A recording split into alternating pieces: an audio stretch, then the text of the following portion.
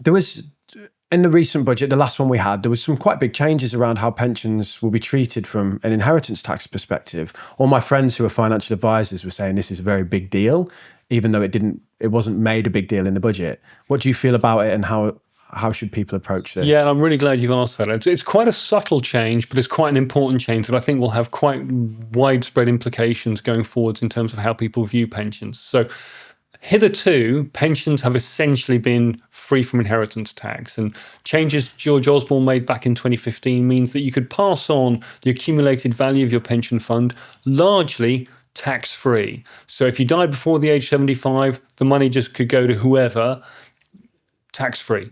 Brilliant, fantastic, couldn't be better. After the age of 75, if you pass the money to your spouse, then it's still tax-free. But to anyone else, it becomes subject to income tax at the point they draw the money out of your pension. Actually, even if your spouse draws it out of the pension, they'll pay income tax on it. It becomes subject to income tax. So what's changed is that as a result of the budget, the pension pot will also be subject to inheritance tax.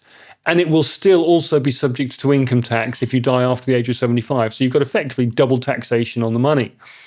So where up until now, I know a lot of people, wealthier savers, were saying, I'm using my pension pot as part of my inheritance tax planning strategy. And in some cases, were actually drawing on their pension last because that was the most efficient way to pass their wealth on to the next generations, and drawing on things like ISAs instead beforehand. From when the changes come in 2027, your pension pot will be subject to both inheritance tax at the point of death and income tax as well when the money gets drawn out. So it means preserving the capital in your pension pot has got significantly less attractive. And I think one of the consequences of that is people will, one, draw down on their pensions a bit more readily than would have been the case otherwise, but possibly also will be more inclined to look at those annuities we talked about before, because you optimize the lifetime value of the money by buying an annuity and exchanging it for the optimum value of income you can get before you die.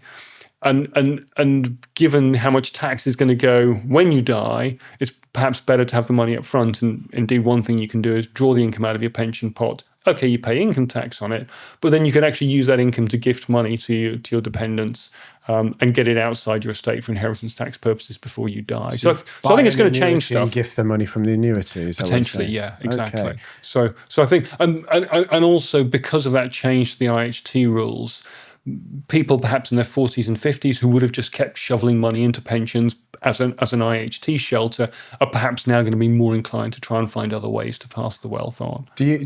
So, you know, the Chancellor was very clear that only a fraction of households, 6% maybe or whatever, pay inheritance tax on an annual basis. But this is because the largest asset outside of homes was sheltered. Yes. Do you think now we're going to see a big jump in the amount of households that have an inheritance tax bill? I think it's going to go up for sure over time. And I can't give you a number on where it's going to go to. But I think in the meantime, it's going to change how people view their pension wealth, how they view pension saving, and how they draw down on their accumulated wealth in retirement. My mom went, how do I give you the money without it being taxed? And I just went, just spend it, Mom. Like, spend your bloody pension. Do you know what I mean? And I know a lot of people would disagree with me on that basis, but I think, you know, I don't want my mom to think, you know, and they want to look after you, and I get that, and I've got a son and I want to look after him, but I also just want my mom to live a life, you know, and I hope this promotes her to like go a bit mental. We did some research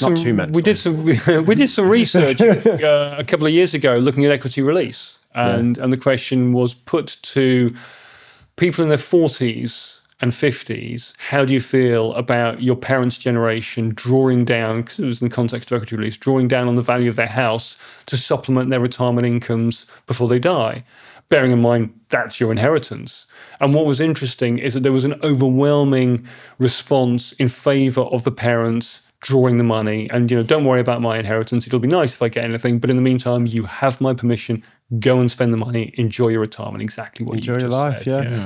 Yeah. I mean, there is considerations around care, though, right? In terms of that's very expensive, and that's often what the house pays for. You know, the house gets sold essentially for care, and that's still an unsolved problem. And you know, really, we need some kind of backstop insurance scheme in place that says, you know, you will pay this much and no more if your care costs arise. Okay, and then maybe you could say that element of the pension is you can access that for care without taxation. Exactly, And you say like everyone's lifetime care allowance for a basic level is maximum 100k or something. And if you want to go and live in the Bahamas, you can spend that. But even the bog standard stuff is super expensive, right? If you live too long. Exactly. So the interaction of your housing wealth, your pension, your care system, it's all connected. Yeah, it's fascinating.